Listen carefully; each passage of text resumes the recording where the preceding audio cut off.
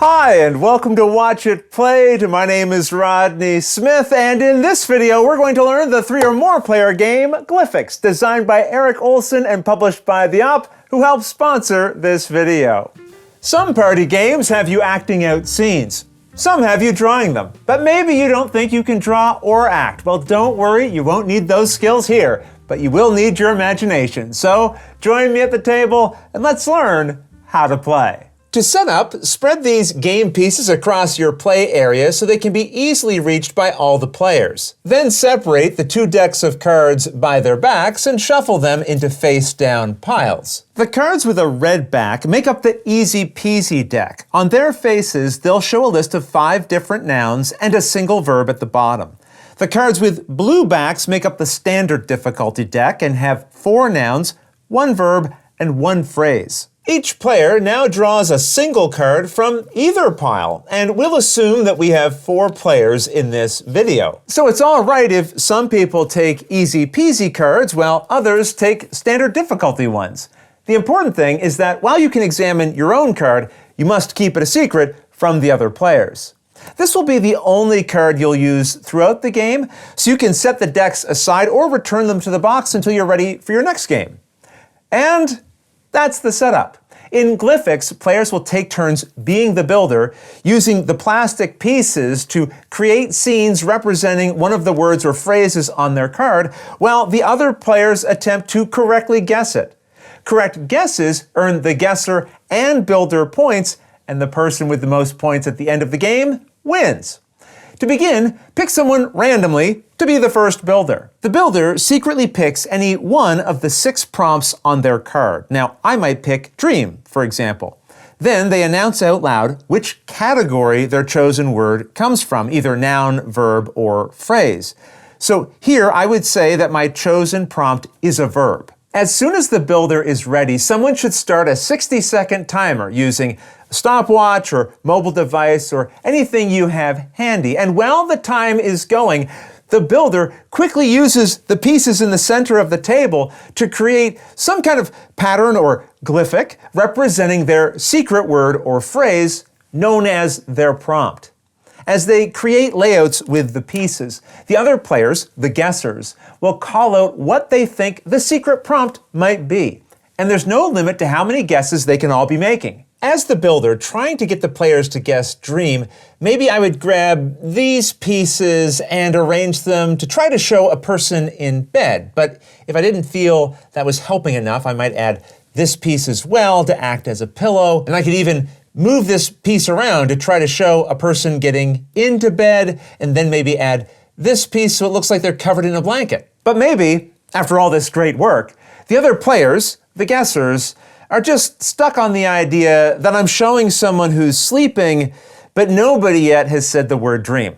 This means I'm going to have to get even more creative. But just be aware, as the builder, I cannot talk or make sounds that hint at my secret prompt, and I cannot act anything out with my body. I'm also not allowed to use the pieces to spell out my secret prompt or any part of it. But you can use pieces like this arrow to draw attention to certain parts of your creation. For example, I might use this to point here if my secret prompt was mouth. You can also move pieces around to create a sense of animation, like sliding this circle back and forth to represent 2 people playing catch. And going back to my original example where I was trying to get people to guess dream, I might also include 3-dimensional elements. And there's even a stand included in the game if you want to force pieces to stay upright. But of course, you can also just hold them with your hand like I'm doing here to try to create a type of thought bubble, like a dream coming out of this sleeping person's head. Now, maybe someone at the table sees what I'm arranging here and calls out thinking as a guess.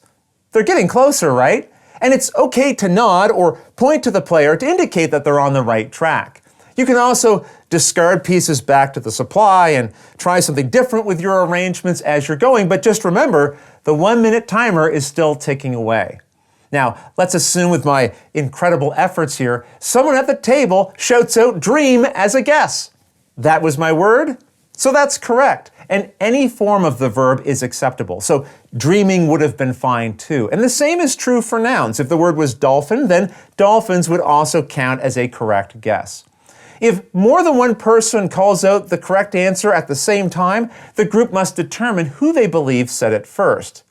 Either way, the person who correctly guessed and the builder, me in this case, now earn points. The guesser and builder each earn 1 point if the chosen prompt was a noun or verb, and they each earn 2 points if it was a phrase. And they record their scores on a mobile device or piece of paper. Now, of course, it's also possible that the time will run out before someone correctly guesses the prompt, and in that case, nobody scores any points.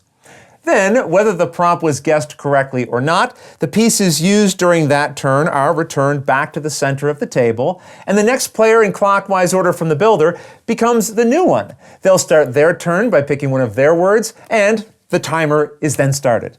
Turns will continue like this around the table until everyone has had a turn as the builder, which completes the first round.